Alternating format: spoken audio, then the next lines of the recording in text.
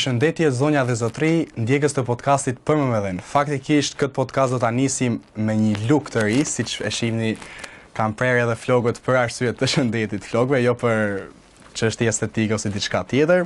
Sot kam të ftuar në podcast një person që është diçka më shumë se idhull, është diçka më shumë se hero, do të thoni një klubi, është dikush që ka mbrojtur ngjyrat e kuqe të Partizanit me vite me radhë dhe është një portier mbi të gjitha një njeri që është idhull për çdo lojtar, për çdo djalë që ka qef t'i futet rrugës së futbollit. Kam të ftuar Alban Hoxhën, mjeshtrin e madh të portës Partizanit dhe të kombëtarës. Alban, faleminderit për ftesën e pranuar.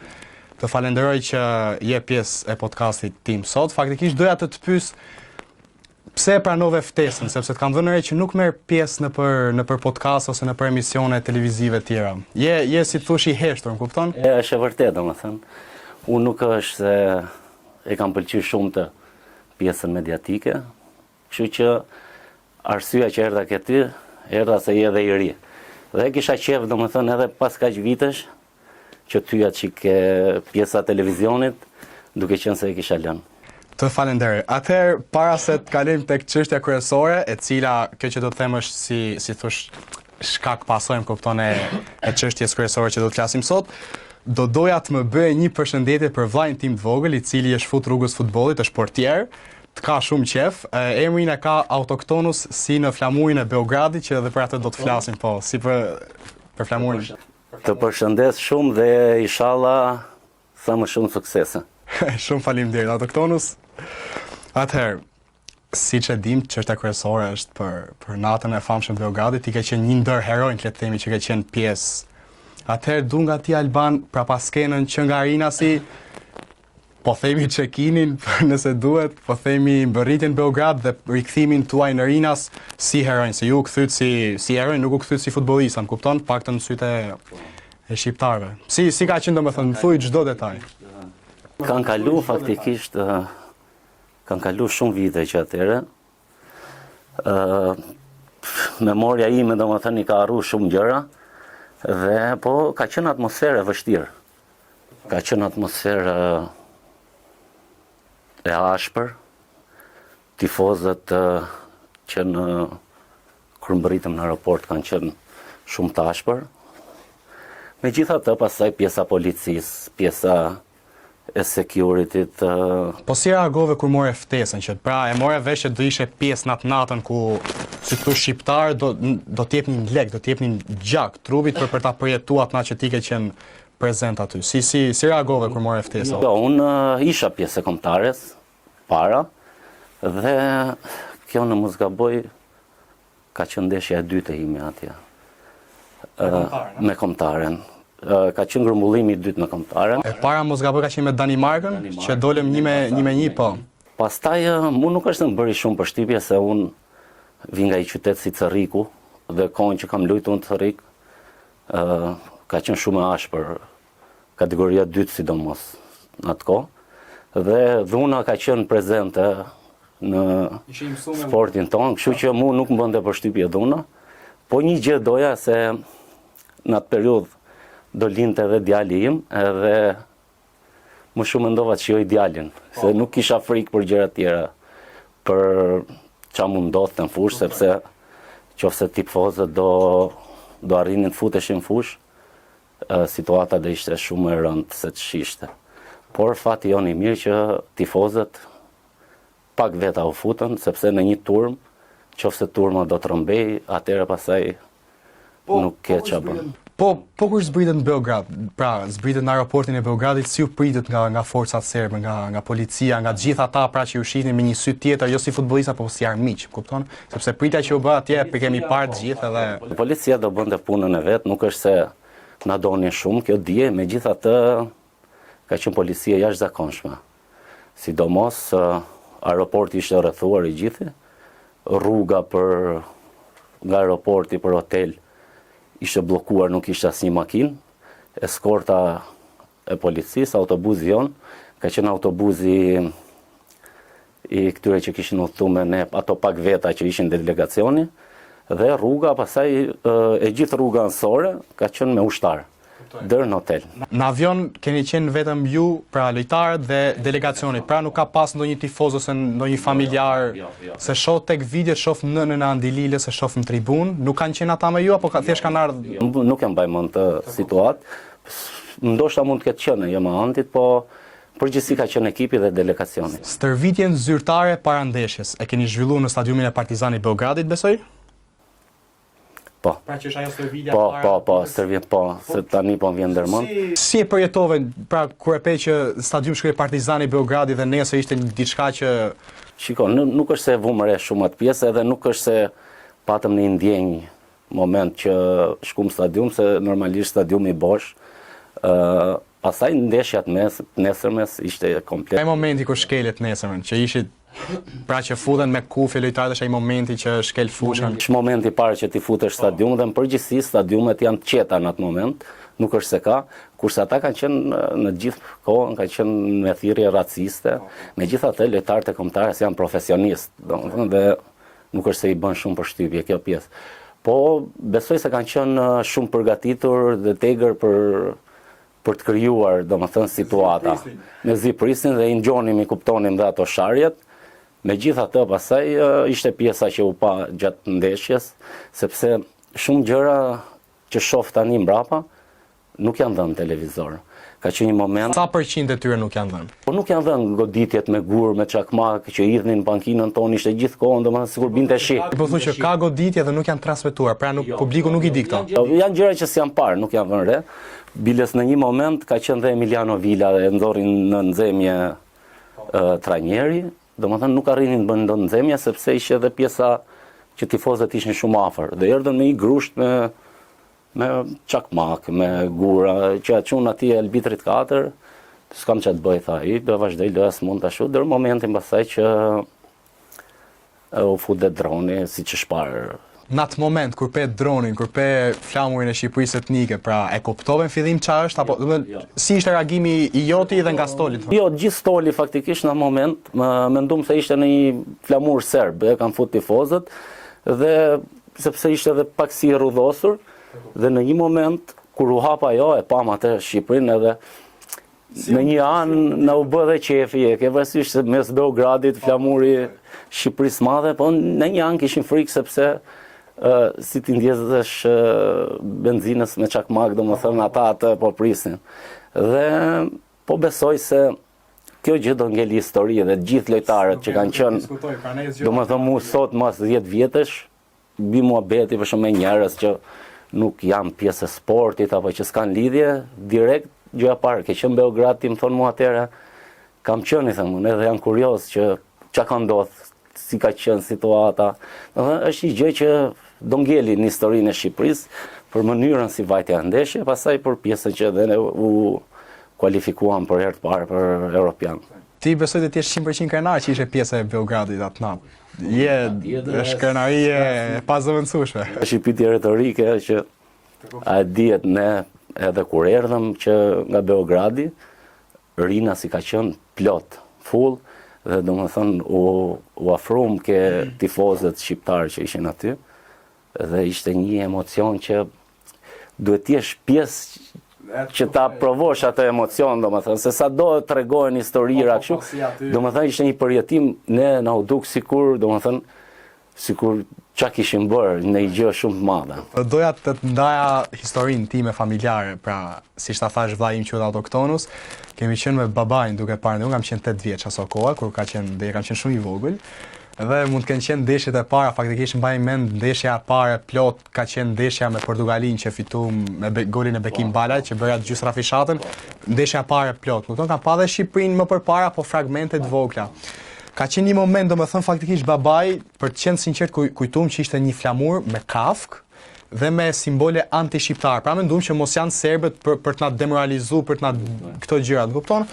Po pastaj kur pa flamurin autoktonus, Shqipërinë etnike, mamaja ime ka qenë shtatzan me vllajin, edhe babai tha që është vendos, domethënë pas keni vënë emër shumë veçantë, as Se kisha dëgjuar në herë, edhe është emër me vërtet shumë i bukur. Falenderoj nga zemra. Edhe u vendos aty domethënë që emri do të jetë autokton ose edhe nuk kishte shans domethënë, ne mund të kishim menuar 100 emra, por kur pa Është një emër që ka kuptim domethënë. Po, sepse tani po të shohësh fëmijët, emrat që po i vënë fëmijëve shqiptar janë çik ku di unë gjen në internet emra tuaja, po se s'du t'i hyrë dhe kësaj pjese, po emri është i gjë që do të ndjekë gjithë jetën patjetër dhe duhet të ketë një kuptim veçantë. Dhe unë djalit tim ja kam vënë Beko, emrin e babait tim. Dhe faleminderit.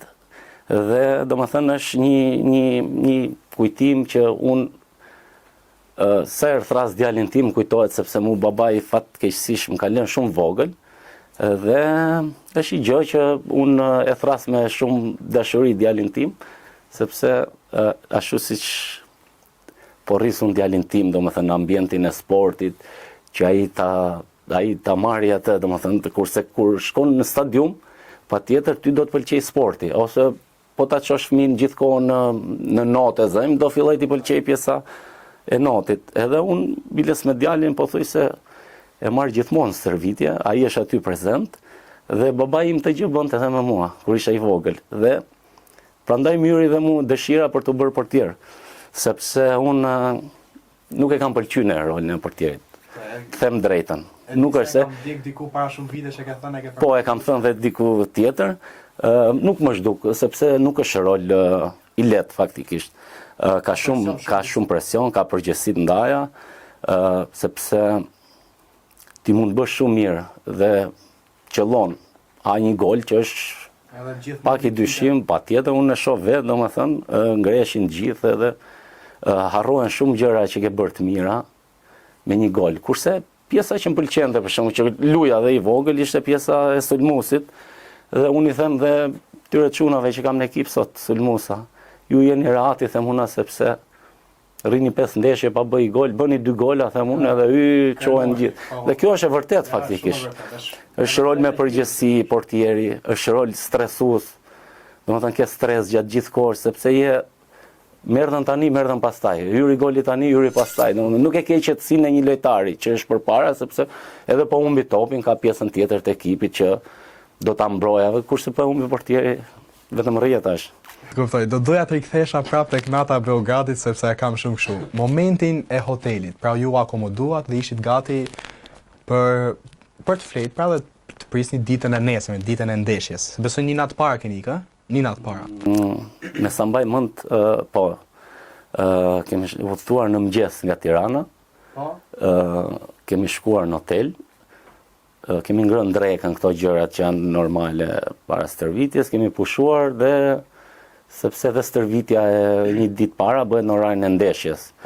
Ke një orë, kanë të dy ekipet nga një orë kohë, më shumë nuk mundesh të bësh stadium. Serbët, ke informacione kanë bërë stërvitjen aty tek i njëjti stadium, nuk e di këtë.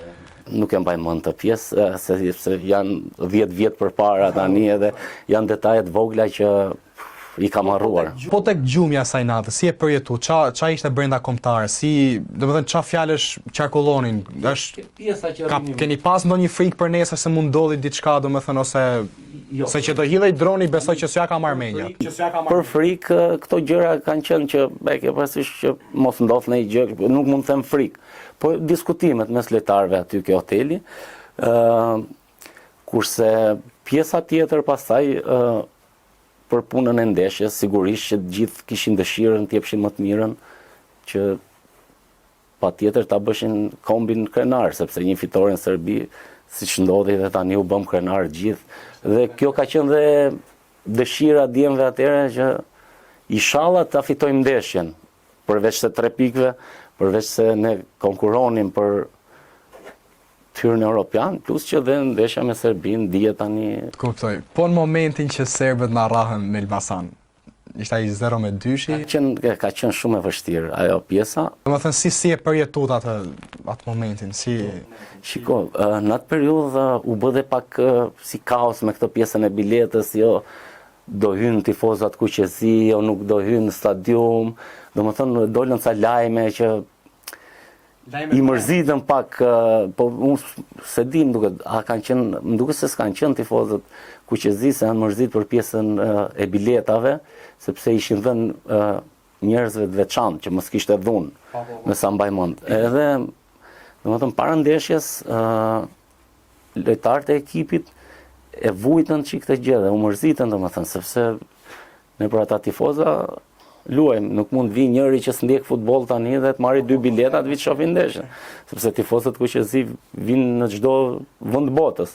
Kështu që kjo ishte pjesa e dilemave të lojtarëve, patjetër që humbja pastaj është, domethënë ti lun me shokun tat dhe kur humb vjen i nat. Mërzitesh, jo më me serbin aq më keq, që ishte e dhimbshme, po megjithatë serbi në atë kohë ka pas ekip shumë me kualitet. Domethënë unë mbaj mend lojtarë që lushin ke Chelsea, ke Manchester City, se nuk më kujtojnë. Ka qenë shumë ekip më i mirë se ky që ka qenë këtë herë. Dhe për futboll them se kanë qenë më mirë se ne në atë kohë. Kishin kualitete. Megjithatë humbja sado nuk pranohet, sidomos me, siç e thash, me Serbinë. Alban preke një temë shumë të bukur faktikisht që unë do ta përmendja, por e ceke vetë, është pjesa e tifozave kuqezi që janë larguar nga stadiumi. Si e gjykon këtë vendim? Është një vendim i saktë apo se shiko pash ndeshjen me Serbinë që ishin pseudo-VIP, le të them, ishin disa vajza që kur i kapte kamera stadiumit ishin vetëm për foto, ishin për Instagram dhe nëse ti si Alban ose unë si Everest do t'i pyesnim, më thuaj të lojtarët kombëtarës, ata do thonin Messi, Ronaldo, se nuk ja kanë idenë, kupton? Si e gjykon këtë pjesë? Ç'a mendimi ke? Unë mendoj se nuk e di, domethënë realisht pse janë mërzitur apo çka ka ndodhur, me sa kam dëgjuar apo kam lexuar, po dhe nuk i besoj shumë tyre mediave sociale që janë mërzit me pjesën e federatës. Për punë biletash më duket. Po, kjo është arsye sepse unë kam qenë dhe pjesë e tifozave kuqezi pra ne, po kam qenë pjesë. Patjetër që kombëtarja ka shumë nevojë sepse me vërtet vin tifoza siç the ti. Po ata janë mbështetja gjatë 90 minutave edhe dikush që vjen me familjen, shef ndeshjen, kaq nuk është se i jep lojtarit emocion, kurse tifozat ultras japin shumë emocion sepse ai si i themi ne nxjerr fytin 90 minuta edhe unë e kuptoj domethënë sa e vështirë është për tifozin, se ne flasim në stërvitje dhe lodhemi, jo dalesh aty të bërtasësh tani me stadium, po mendoj se kombëtarja ka shumë nevojë për tifozët kuqezi, shpresoj të gjehet një zgjidhje apo një gjë e mirë që ata të rikthehen patjetër. Kuptoj. Po për kampionatin shqiptar, ç'a mendimi ke? Shoh një zbehje të stadiumeve në krahasim me për shembull kur lunte Kuksin Zeqiri Umeri, nuk, domethënë duhet të fusje mik që të kapje bilet, kupton? Por tashi aty dhe ti pagush njerëzit nuk shkon kush ta ndjeki. Kupton ç'a ka ndodhur? Si e gjykon këtë pjesë? Unë mendoj se ka disa gjëra. E para një niveli fal që të pres, por është dhe ke Partizani kjo, shoh nëpër ke gjithë kampionati. Ke gjithë kampionati ka një ulje tifozësh, por unë e shoh që kjo ka ndodhur për disa arsye. Besoj e para niveli, ose ndoshta më duket dhe mua, i para ca viteve të kampionatit ka qenë Skënderbeu, ekip shumë i fortë, Kuksi, ekip i fortë. Po të marrë Flamurtarin i fort, Partizani i fort, Tirana, do më thënë ishin 6-7 ekipe që kishte konkurrencë shumë të madhe. Dhe që këtë gjë unë sot nuk e shoh, do më thënë, ke 2-3 ekipe të mira, kurse pjesa tjetër janë të kapim atë Final Fourin tani, edhe këtu desha me dal, është pjesa e Final Fourit, që besoj tifozët thonë, me se e shohim fund një neshje Final Fouri. Kjo që është me 4 ndeshje, prapa është i qik... Pra, për mendimin të është gabim? është gabim. Do të gjetë një zgjidhje me 2 faza kampionat, ose me 3 maksimumi. Sepse e zëjmë për shembull, ne luajmë po të marrë një X ekip, e zëjmë Dinamon. Ne 4 herë do luajmë kampionat me ata, se s'bën. Po të qelloj dhe kupa, do lush dhe në kupë. Po e final, do më thënë, ne na duket sikur luajmë gjithë kohës me të njëjtët ekipe, me të njëjtët ekipe. Edhe plus që dhe talente tani lojtarët kanë mundësi, do më thënë, sa fillojnë si me thënë, fillojnë luajnë mirë, do më thënë një sezon kanë mendjen tikin me vrap, edhe moment që shitet një talent, fillon bie niveli i kampionatit, edhe do më thënë janë gjitha këto. Plus besoj dhe pjesa pagesave tani ka domethënë ndryshime ndaja se unë mendoj patjetër sepse një lojtar merr X lek këtu, merr 2 fishi në Kosovë, ikën me vrap në Kosovë sepse ka nevojë për ato lek. Domethënë janë gjithë këto gjëra që ra niveli kampionatit. Pash deklaratën e një futbollisti të Partizanit dhe të Kombëtarës, nuk e dia duhet t'ja përmendim emrin, Enea Bitri, dhe ai tha që në Shqipëri duhet lush që të fitosh lekët, pra do të fitosh ndeshin për të kapur pagën, pra nëse nuk fiton, nuk e merr pagën, edhe pse jashtë shtetit si thosh e ketë garantuar, nuk e di sa e vërtet mund të jetë kjo në. Nuk e di a e ka thënë kështu Bitri apo jo, apo e kanë bërë media të gjë. Nuk është problemi kjo, sepse disa ekipe, ose unë kam shok dhe ke ekipet, ke Partizani njerë nuk bëhet fjalë që të ketë mungesë page apo të fitosh ndeshjen. Domethënë, jo se jam unë pjesë e Partizanit, por është një ekip shumë korrekt, dhe ka, domethënë, aty është një staf i gjerë, shumë i madh, që po të vish ta shohësh nga afër, është me vërtet si ekip europian. Ka kompleksin e vet, ka hotelin që vinë gjithë lojtarët, ka ushqim që vinë dhe ekipi B dhe ekipi femrave që han bukë, domethënë është palestra, është siç ka një ekip jashtë shtetit, e ka dhe Partizani këtë pjesë. Por mendoj se janë rrogat ose pagat janë të ulta dhe lojtari sapo të ketë mundësi, të jepet mundësia, ikën me vrap, nuk e mendon 2 herë, domethënë ti ke lëvizje jashtë shtetit apo të luajë në Shqipëri. Domethënë janë gjithë këto gjëra që ka rënë shumë dhe tifozëria. Po për gjendjen momentale të ekipit Tiranës, pra që është, si thosh, rivali i vetëm. Domethënë nuk është rivali i vetëm, po si thosh është ai derbi dhe është, më kupton, çfarë mendimi ke sepse është në vend fundit edhe ka një vështirësi të madhe. Unë kam luajtur shumë derbe. Kam luajtur pafund derbe dhe moment që ishte ndeshja derbi, një javë fillonin festat, fillonin reklama, do fitojmë derbin, vinin tifozët, ke stërvitja, ndjej një atmosfera derbit, ndjej shumë. Kurse tani e shoh dhe këtë gjë bisedoj dhe me shokët, domethënë, sikur ka rënë dhe ai emocioni i derbit, nuk është më derbet që janë pas luajtur me atë rivalitet madh.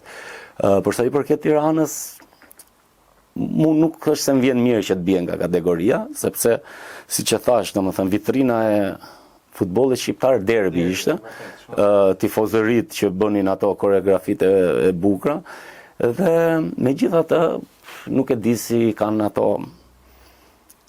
hallet e veta brenda në klub, por nuk më vjen mirë që të bie nga kategoria, patjetër. Pra po thuaj që Tirana mos të bie nga kategoria edhe pse patjetër mos të bie, sepse derbi është gjë më e bukur që do shohin tifozët. Përshëndes gjithë tifozat e Partizanit, grupimi Ultras Guerrills, respekt edhe jeni të papamë. Atëherë, Alban, një pyetje tjetër për sa i përket tifozërisë dhe atmosferës në stadium. Si ka mundësi që e shoh në Kosovë, për shembull, ka një atmosferë tjetër, si të thosh, ne i përmendëm faktet normalisht, po Kosovës kanë qenë gjithmonë korrekt me stadiumin. Kupton, nuk e di sa e ke vënë, janë gjithmonë të saktë në tribuna, ka goxha atmosferë, ka goxha shikuesa, edhe pavarësisht se klubet e tyre kanë të njëjtat probleme që kanë. Tipo, domethënë mund të mendosh që ata kanë shqiptarët e Kosovës kanë një pasion tjetër apo çfarë ndryshimi ka se për nivel është dhe pak temë e thellë kjo. Unë nuk do ta cek pak kështu këtë pjesën, është dhe pjesa e jetesës Shqipëri tani. Unë shoh, domethënë, pse kam tifozat Partizanit që kanë qenë ndër vite dhe kanë ikur gjithë, kanë emigruar. Dhe siç është bërë jetesa në Shqipëri, stadiumi është i luks tani, është i qef. Edhe ai mendoi unë se thot ti ki të punoj sepse do të çoj rrogën ke shtëpia se sa ti ki tani të rrit me këta të shoh tan stadium apo edhe vesh që kjo pjesa që është pak sensitive, po është gjë e rëndësishme, domethënë hallet që kanë njerëzit sot i kanë më primare sepse ti në shohin basketboll apo futboll apo diçka tjetër. Alban, kemi ardhur tek një pjesë e podcastit që unë e bëj faktikisht me të gjithë, është si tip loje që E bëj, nuk e di sa i kënë ndjek podcastit, po nuk ka problem, edhe nëse si kënë ndjek, mos e rrit me e fare, mos e rrit me e. Atëherë është një lojë ku ti do të më përgjigjesh me po ose jo. Është edhe një lojë tjetër që do të thush pra një emër, thjesht një emër, kaq. Diku po ose jo, diku vetëm një emër. Disa kanë lidhje edhe me natën e Beogradit, disa kanë lidhje edhe me preferencat tua personale që janë me futbollin, që kanë lidhje me futbollin. Janë 5 pohime faktikisht që unë i kam parë tek emisionet tjera, tek intervistat tjera që kanë dhënë futbollistat e kombëtarë që kanë qenë të pranishëm në Beograd, bashkë me ju, për shembull të marrni shembull Beki Balaj, tek Telesporti, tek Çunat, ka përmend diçka, edhe unë do doja ti, si të thush ti finalizoja, domethënë, Ta konfirmoja, ta konfirmoja, po okay. Atëherë, këtu jemi tek 5 pohimet që është pe po ose jo. Atëherë, a kishte tank para hotelit? Se mbaj mend. Sepse e mbaj me Duhet ta them apo jo, po faktikisht nuk e mbaj mend realisht. Ndoshta, talim ndoshta. Okej. Gjatë kontrollit policia serbe përdorte fjalor banal. Po, Në stadium ke pikasur tifoz shqiptar. jo, përveç delegacionit. Kuptoj. Kishe frikë për jetën tënde? Ndoshta, po e le. Ndoshta. Dhe e fundit, në momentin e sherrit, do doje të ndaloje apo të godisje çdo serb? Pra nëse ta kishe ndorë si, kjo është një përgjigje jo me po ose jo, kjo është një përgjigje e kështu, domethënë. Të ndaloje, domethënë nëse do të kishe ndorë, e zëj me buton, ndaloj kohën, do ndaloje sherrin apo do të godisje, domethënë do të Më do gjuja dhe unë si gjithë tjerë, po momenti aty faktikisht po e ashu edhe i qik të pjesën, sepse unë kam qenë për vete me vrap, sepse pash çuna që po ikni me vrap, dhe po ikja me vrap, domethënë u tova i qik ajo pjesa, edhe domethënë po kisha qef gjuja në një grush dhe unë atje. godite kishe, në godite. Po nuk godita, ika faktikisht, ika me vrap. Ka ngel peng, ha? Ka ngel qikë.